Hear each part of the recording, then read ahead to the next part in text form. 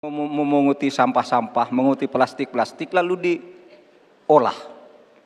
Sehingga sebenarnya ekonomi sirkuler itu sudah menjadi kesadaran masyarakat. Nah, oleh sebab itu kalau untuk mengatasi inflasi itu tentu yang paling gampang kan kebijakan-kebijakan.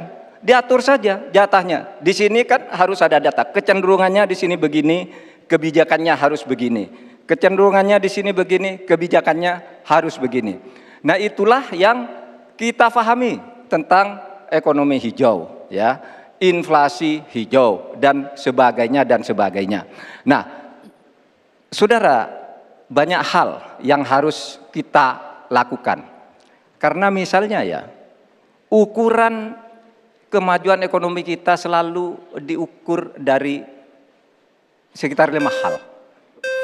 Misalnya pertumbuhan, kemiskinan, ketimpangan, dan 2 lainnya. Tetapi ada satu yang harus ditambahkan, yaitu emisi. Baik Pak Mahfud, waktu Anda habis.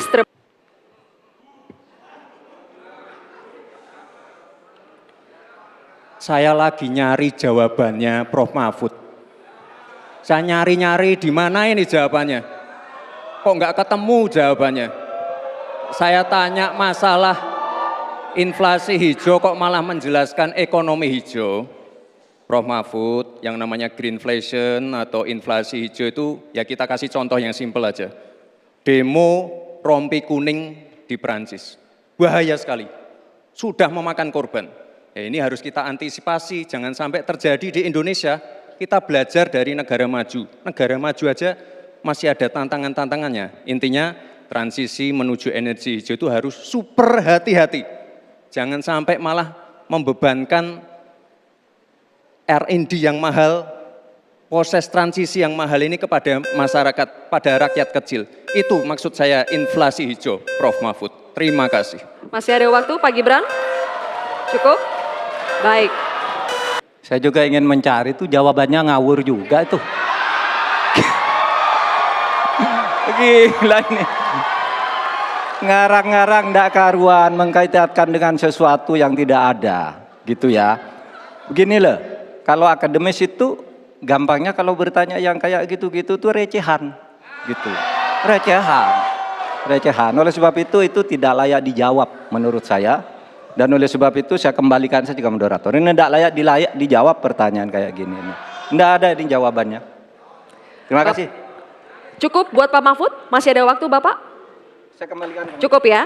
Baik. Saya kembalikan. Tidak ada gunanya menjawab. Ya.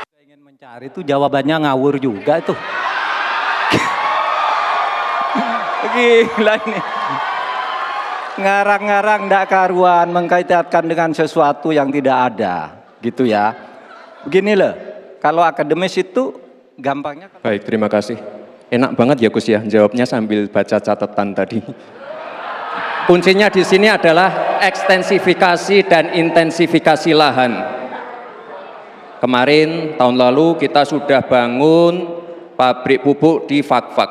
Kuncinya untuk meningkatkan produktivitas, ya kita harus genjot kawasan industri pupuk.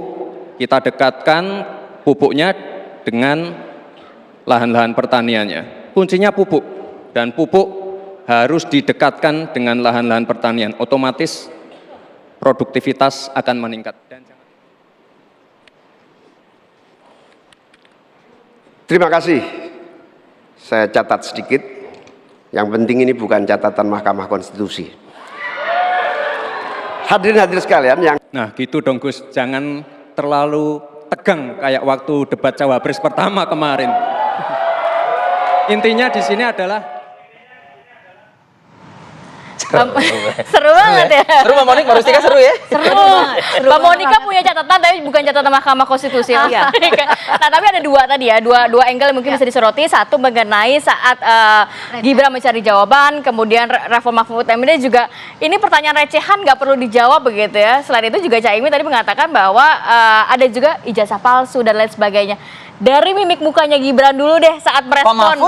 Prof. Mahfud itu seperti apa sebenarnya? Setelah dibilang ini pertanyaan recehan, dia langsung tersenyum gitu. Nah, jadi Mas Gibran ini ya, ada senyum yang disebut dengan duping delight. ya. Jadi ini adalah senyum, suatu ekspresi kepuasan ketika berhasil membuat Memancing. pasangan debaternya itu jadi down begitu ya. Jadi ada senyum ini. Ya makanya kalau kita orang Indonesia bilang senyumnya senyum songong gitu ya. Tapi ada otot-otot tertentu di wajahnya yang sling keluar seperti itu. Nah, jadi gimana sih tadi Mbak Rustika mengatakan ini ada disenggol oleh 02, kemudian dampaknya juga ke 03 gitu ya. Nah, bagaimana apa respon dari Pak Mahfud? Nah, kita amati dulu yang nampak di awal. Menggunakan vest ya atau rompi ya, ini muncul ketika di season tanya jawab. Nah, biasanya kita kalau pakai rompi satu ya mungkin kedinginan. Ya, tapi kan ini memang selalu di setiap seasonnya tuh ada penampilan yang berbeda. Saya melihat bahwa saya harus bertahan, ya kan? Ini kan melindungi, begitu. Nah, apakah ini terlihat di mikro gesturnya, ya? Ketika mengatakan receh, nah bahkan hampir di awal sampai dengan di akhir, ini ada ekspresi yang disebut dengan contempt. Contempt itu adalah satu bibir tuh turun atau naik kayak gitu, naik gitu ya. Artinya? Satu bibir. Nah, ujung bibirnya. Nah, ini artinya ekspresi yang menganggap bahwa si lawan bicaranya ini lebih inferior. Jadi ya berarti inferior itu kan receh ya. Jadi ini berkesesuaian. Berarti nggak apple to apple gitu. Betul. Pandangannya. Pandangannya. Gitu Saya melihat juga Prof Mahfud itu sempat mengenyitkan dahi dan mata gitu ketika Gibran mengatakan saya cari-cari kok saya nggak ketemu ya gini-gini. Jadi apakah itu mengartikan sesuatu kah gitu loh? Ya. Ekspresi yang muncul ini kaya banget. Jadi ada ekspresi mengenyitkan ini adalah mikir apa sih kamu begitu ya. Kurang lebih gitu ya. Ya. Terus kemudian ini subtle nih muncul. Kemudian ada set juga muncul ya karena ini anak muda kok nggak tahu esensinya gitu ya atau kok malah menyerang balik gitu. Jadi ini ekspresi yang ada di wajah. Profesor loh. Gitu kali ya. Tapi kalau dari jawabannya Prof Mahfud sendiri mengatakan bahwa saya juga nggak nemu jawabannya. Ini ngawur kemana-mana, ngalur ngidul. Nah itu apa? Lebih ke ya maksudnya dalam arti ya. Biar apa? Masih konsisten dong, defensif.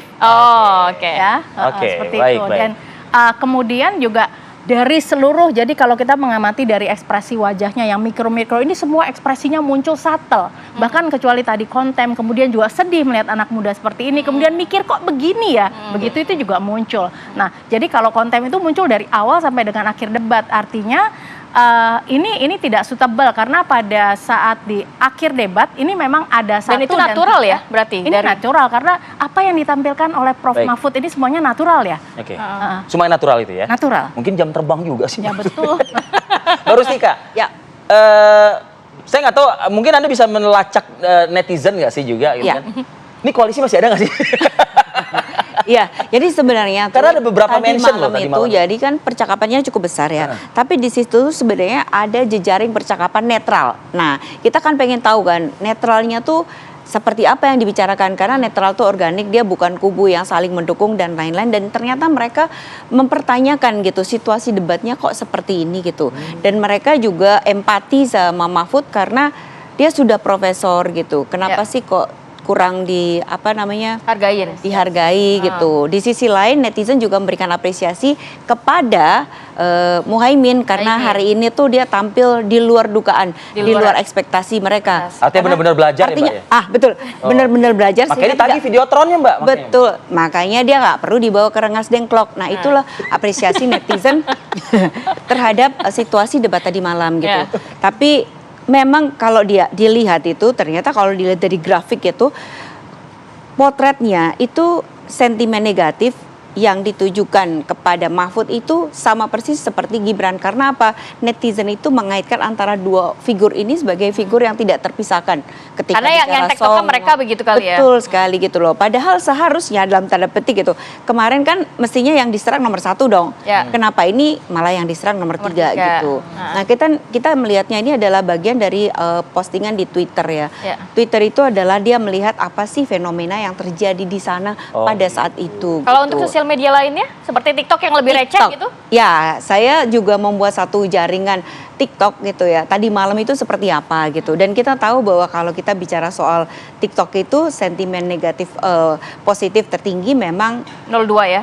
02 gitu, karena memang pendukung dia sangat banyak. Kenapa? Karena dia tuh mengangkat sesuatu yang sifatnya tuh menyenangkan, ringan, humor, joget. Ya itu tadi. Kemudian Naruto tadi itu. nah itu tantangan, nah seperti itu gitu. Makanya memang paling banyak dalam satu malam kemarin itu Prabowo Gibran dia paling banyak. Jadi terutama Gibran, kemudian disusul Ganjar Mahfud dan kemudian baru Anies Muhaimin gitu. Nah jadi sebenarnya setiap platform itu dia memiliki karakter masing-masing Beda-beda gitu. ya. Nah terus kalau sekarang ini debatnya tadi malam, ramenya baru hari ini nanti. Baru banyak nanti hari banyak ini, berseliweran Kalau di tadi media malam sosial. itu dia pasti paling banyak ada di Twitter. Kalau di Twitter itu pasti sentimen negatifnya itu paling besar.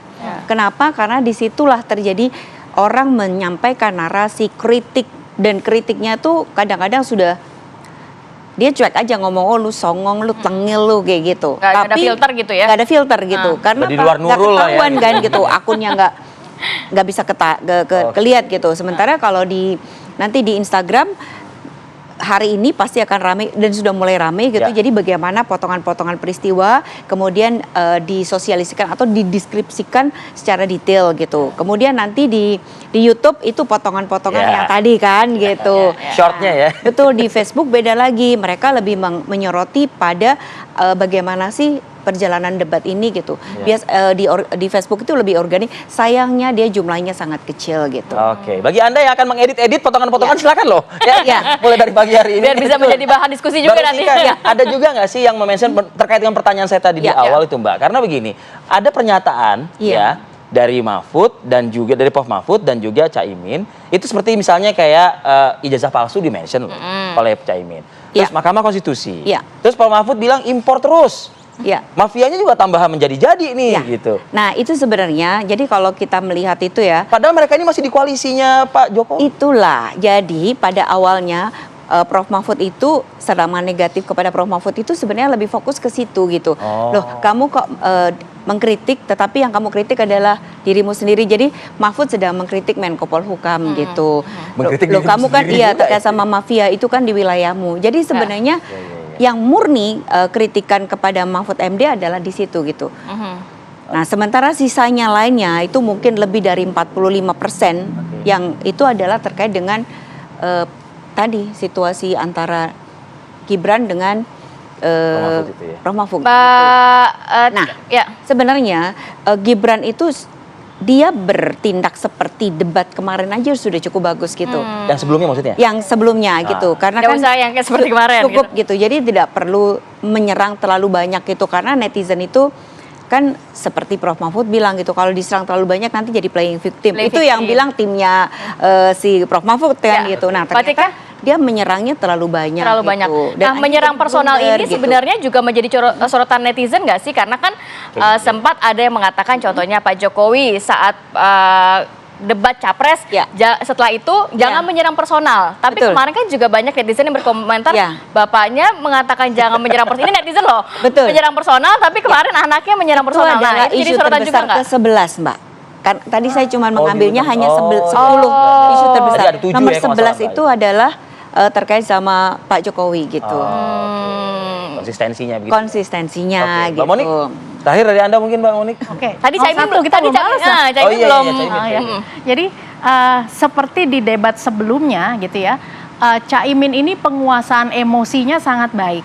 Ya, jadi artinya tidak termakan gitu oleh serangan-serangannya, ya. Nah, kemudian kalau yang nampak memang ada grogi, gugup dan sebagainya, blinking rate meningkat dan lain-lain, ya wajar lah. Ini event nasional, event besar gitu ya.